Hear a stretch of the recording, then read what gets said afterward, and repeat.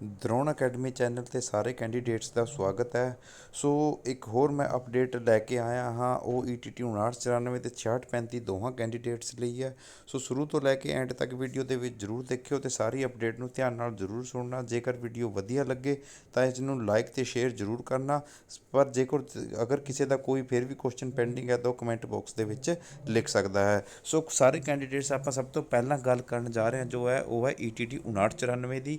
ਸੋ ਜਿਹੜੀ ETT 5994 ਆਪਣੇ ਭਰਤੀ ਹੋਣੀ ਸ਼ੁਰੂ ਹੋ ਚੁੱਕੀ ਸੀ, ਇਹਦੇ ਆਨਸਰ ਕੀਜ਼ ਵੀ ਆ ਗਿਆ ਸੀ, ਪਰ ਸਭ ਤੋਂ ਪਹਿਲਾਂ ਆਪਾਂ ਇਸ ਦੀ ਗੱਲ ਕਰਾਂਗੇ ਕਿ ਜਿਹੜੇ ਇਹਦੇ ਉੱਪਰ ਕੇਸ ਪਿਆ ਹੋਇਆ ਉਹਦਾ ਕੀ ਇਫੈਕਟ ਪਏਗਾ, ਕੀ ਵਾਕਈ ਹੀ ਇਹ ਲੰਬੀ ਖਿੱਚੇਗੀ। ਸੋ ਪਹਿਲਾਂ ਤਾਂ ਮੈਂ ਕੇਸ ਬਾਰੇ ਦੱਸਦਾ ਹਾਂ ਕਿ ਇੱਕ ਤੁਹਾਨੂੰ ਮੈਂ ਉਸ ਪੇਜ 'ਤੇ ਲੈ ਕੇ ਚੱਲਦਾ ਹਾਂ, ਵੈਬਸਾਈਟ 'ਤੇ ਦੇਖੋ। ਸੋ ਇੱਕ ਆਪਾਂ ਜਿਹੜੀ ਗੱਲ ਕਰ ਰਹੇ ਸੀ ਕੇਸ ਦੀ, ਉਹ ਤੁਸੀਂ ਦੇਖ ਰਹੇ ਹੋ ਕਿ ਇਸ 'ਤੇ ਇੱਕ ਤਾਂ ਡਾਇਰੀ ਨੰਬਰ ਆ ਦੇਖ ਸਕਦੇ ਹੋ, ਨੋਟ ਕਰ ਸਕਦੇ ਹੋ। ਡਾਇਰੀ ਨੰਬਰ ਇਹ ਹੈ ਇਹਦਾ, ਅਤੇ ਕੇਸ ਨੰਬਰ ਜਿਹੜਾ ਹੈ ਦੇਖੋ ਇਹ ਉੱਪਰ ਸਿਵਲ ਰਿਟ ਪਾਈ ਹੋਈ ਹੈ। ਸੋ ਇਹ ਨੰਬਰ ਆ ਗਿਆ ਇਹਦਾ ਕੇਸ।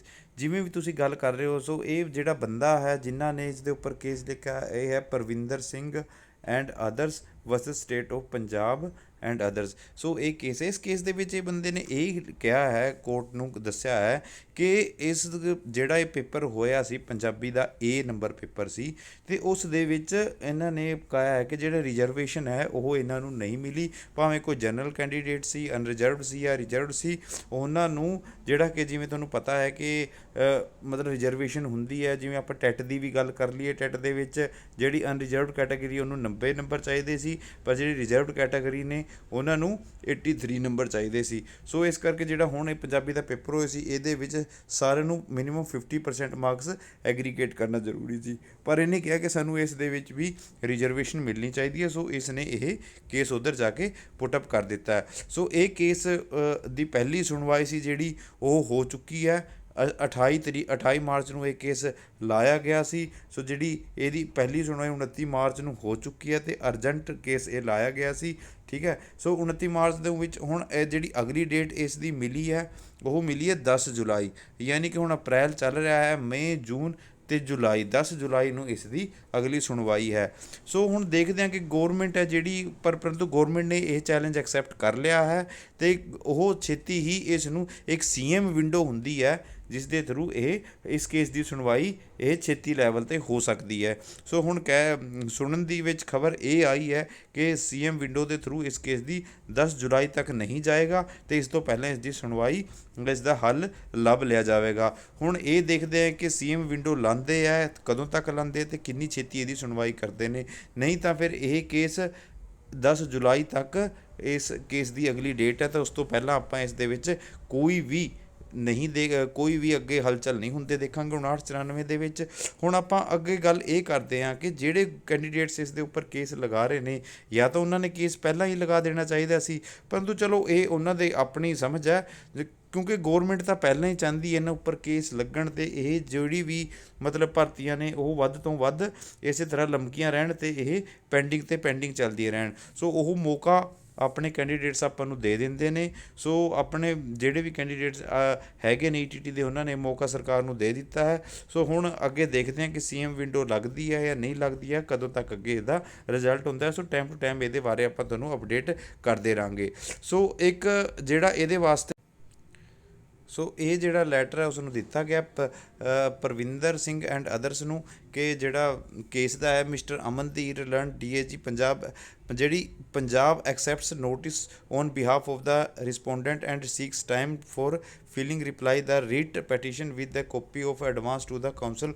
ਸੋ ਜਿਹੜੀ ਪੰਜਾਬ ਗੌਰਮੈਂਟ ਉਹਨੇ ਐਕਸੈਪਟ ਕਰ ਲਿਆ ਇਸ ਦਾ, ਅਤੇ ਉਹ ਛੇਤੀ ਹੀ ਇਸ ਦਾ ਜਿਹੜਾ ਹੈ ਡਿਊ ਡੇਟ 'ਤੇ ਔਨ ਔਰ ਬਿਫੋਰ, ਇਹ ਦੇਖੋ ਇਹ ਲਾਈਨ ਵਾਲੀ ਜਿਹੜੀ ਹੈ ਤੁਸੀਂ ਧਿਆਨ ਦੇਖੋਗੇ ਓਪੋਜਿਟ ਔਨ ਔਰ ਬਿਫੋਰ ਇਹਦੇ ਵਿੱਚ ਲਿਖਿਆ ਹੋਇਆ, ਜਾਂ ਤਾਂ ਡੇਟ ਉਸੇ ਡੇਟ 'ਤੇ ਜਿਹੜੀ ਕਿ ਆਪਾਂ ਨੂੰ 10 ਜਿਹੜੀ ਹੈ ਜੁਲਾਈ ਮਿਲੀ ਹੋਈ ਹੈ, ਜਾਂ ਤਾਂ 10 ਜੁਲਾਈ ਨੂੰ ਤੁਸੀਂ ਕਹਿ ਸਕਦੇ ਹੋ ਕਰਨਗੇ, ਉਸ ਤੋਂ ਪਹਿਲਾਂ ਵੀ ਇਹ ਕਰ ਸਕਦੇ ਨੇ। ਸੋ ਹੁਣ ਇਹ ਅੱਗੇ ਦੇਖਦੇ ਹਾਂ ਇਹਨਾਂ ਦਾ ਕੀ ਬਣੇਗਾ। ਸੋ ਮੁੜ ਕੇ ਆਪਾਂ ਚੱਲਦੇ ਹਾਂ ਆਪਣੇ ਪੇਜ 'ਤੇ।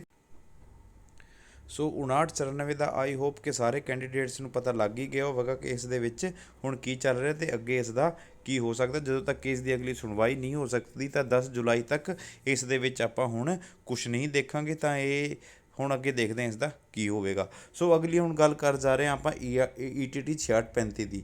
ਸੋ ਮੈਂ ਪਿਛਲੀ ਵੀਡੀਓ ਦੇ ਵਿੱਚ ਤੁਹਾਡੇ ਸਾਰੇ ਕੈਂਡੀਡੇਟਸ ਨੂੰ ਇੱਕ ਮੈਂ ਇਨਫੋ ਦਿੱਤੀ ਸੀ ਕਿ ਇਹ ਲਿਸਟ ਜਿਹੜੀ ਹੈ ਲੱਗਣ ਜਾ ਰਹੀ ਹੈ ਇਸ ਵੀਕ ਦੇ ਵਿੱਚ। ਸੋ ਪਰੰਤੂ ਲਾਸਟ ਵੀਕ ਦੇ ਵਿੱਚ ਲਿਸਟ ਨਹੀਂ ਲੱਗੀ।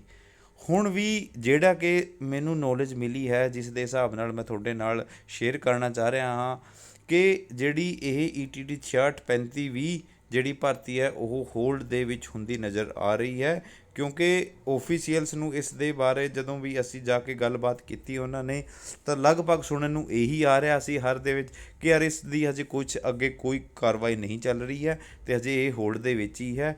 ਪਰੰਤੂ ਫਿਰ ਵੀ ਮੈਂ ਇਹ ਕਹਿ ਰਿਹਾ ਕਿ ਇੱਕ ਲਿਸਟ ਜਾਂ ਤਾਂ ਪੈਂਡਿੰਗ ਕੈਂਡੀਡੇਟਸ ਨੇ ਜਾਂ ਜੋ ਵੀ ਨੇ ਇਸ ਵੀਕ ਫਿਰ ਇੱਕ ਲਿਸਟ ਵੇਖਣ ਨੂੰ ਮਿਲ ਸਕਦੀ ਹੈ ਅਤੇ ਚਾਂਸ ਹੈਗੇ ਨੇ ਇਸ ਵੀਕ ਦੇ ਵਿੱਚ ਇੱਕ ਲਿਸਟ ਆ ਸਕਦੀ ਹੈ। ਨਹੀਂ ਤਾਂ ਬਾਕੀ ਜਿਹੜੇ ਕੈਂਡੀਡੇਟਸ ETT 6635 ਵਾਲੇ ਨੇ ਉਹ ਲਗਭਗ ਇਹ ਮੰਨ ਕੇ ਚੱਲੋ ਕਿ ਇਹ ਹਜੇ ਇਸ ਨੂੰ ਹੋਰ ਲੰਬਾ ਖਿੱਚ ਸਕਦੀ ਹੈ, ਕਿਉਂਕਿ ਜਿਹੜਾ ਮੈਂ ਤੁਹਾਨੂੰ ਦੱਸ ਰਿਹਾ ਸੀ ਇਸ ਵੀਕ ਆਏਗੀ ਮੀਟਿੰਗ ਦੇ ਵਿੱਚ ਉਹਨਾਂ ਨੇ ਜ਼ਰੂਰ ਆਪਾਂ ਨੂੰ ਇੱਕ ਲੱਡੂ ਦਿੱਤੇ ਸੀ ਕਿ ਹਾਂ 3-4 ਦਿਨਾਂ ਦੇ ਵਿੱਚ ਅਸੀਂ ਕੰਪਲੀਟ ਕਰ ਦਾਂਗੇ ਇਸ ਭਰਤੀ ਨੂੰ, ਪਰੰਤੂ ਸਰਕਾਰ ਫਿਰ ਤੋਂ ਇਸ ਨੂੰ ਹੋਲਡ ਕਰਕੇ ਨਹੀਂ ਪਤਾ ਕਿ ਕੀ ਸਾਬਿਤ ਕਰਨਾ ਚਾਹ ਰਹੀ ਹੈ।